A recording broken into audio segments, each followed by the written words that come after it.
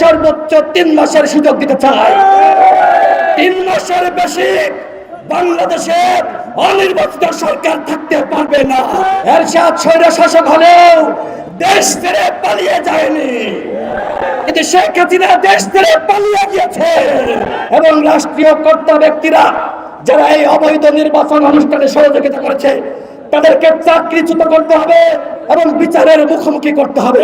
আজকে অন্তর্বর্তীকালীন সরকারের শপথ হয়েছে।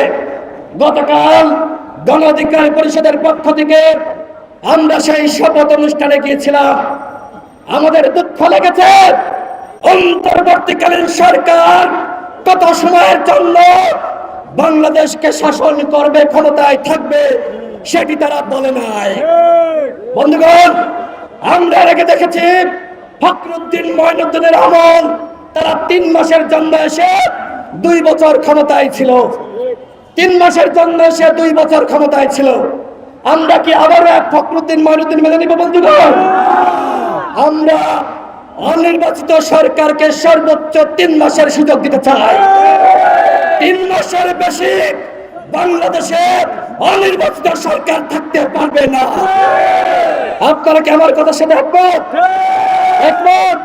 তাহলে হাত উঁচু করে দেখান, হাত উঁচু করে দেখান। সাংবাদিক ভাইরা দেখেন, জনতার ম্যান্ডেট ৩ মাসের বেশি কেউ অন্তর্বর্তীকালীন সরকার মানে না। অনতিবিলম্বে আজকে সাংবিধানিক প্রতিষ্ঠানগুলোকে সংস্কার করতে হবে। প্রধান নির্বাচন কমিশনার থেকে শুরু করে যারা নির্বাচন কমিশনার রয়েছে তাদেরকে চাকরিচ্যুত করতে হবে। এবং যেহেতু 14 সালে, 18 সালে, 24 সালে এই 3 মেয়াদে যে সকল নির্বাচন কমিশনার বৃন্দ, সরকারের সচিব এবং রাষ্ট্রীয় কর্তা ব্যক্তিরা যারা এই অবৈধ নির্বাচন অনুষ্ঠানে সহযোগিতা করেছে তাদেরকে চাকরিচ্যুত করতে হবে এবং বিচারের মুখোমুখি করতে হবে। আইনজীবী আরশাদ সিদ্দিকী বলেছে, প্রধান নির্বাচন কমিশন প্রধান বিচারপতি তিনি বাকশালের নেতা ছিলেন। তিনি যে বক্তব্য দিয়েছিলেন সকলেই জানেন।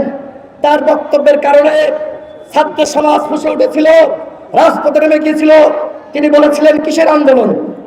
প্রধান বিচারপতি সাহেব, কিসের আন্দোলন? আপনি দেখেন, গণঅভ্যুত্থান রচিত হয়ে গেছে। আন্দোলন কিসের আন্দোলন দেখছেন? কিসের আন্দোলন? এই না হবে আপনার পতনের আন্দোলন। আপনি অনতিবিলম্বে পদত্যাগ করবেন। শেখ হাসিনা যাকে যেখানে বসিয়েছে আমরা তাকে মানতে পারি না। এরশাদ মনে করেছিল নূর হোসেনকে হত্যা করে, ডাক্তার মিলনকে হত্যা করে আমরা ক্ষমতায় থাকবো। এরশাদ করেছিল বন্ধুগণ। তবে আমি এরশাদকে ধন্যবাদ জানাতে চাই।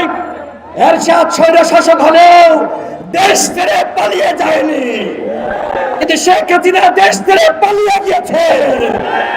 তিনি বলেছেন, আমি বঙ্গবন্ধুর কন্যা, আমি দেশ ছেড়ে পালিয়ে যাব না। এই কথা বলার 2 দিন পরে তিনি হেলিকপ্টারে করে তার দাদাবাবুদের দেশ ওই মোদির দেশে পালিয়ে গিয়েছে। নরেন্দ্র মোদীকে বলতে চাই, শেখ হাসিনাকে অনতিবিলম্বে বাংলাদেশে ফেরত পাঠাবে।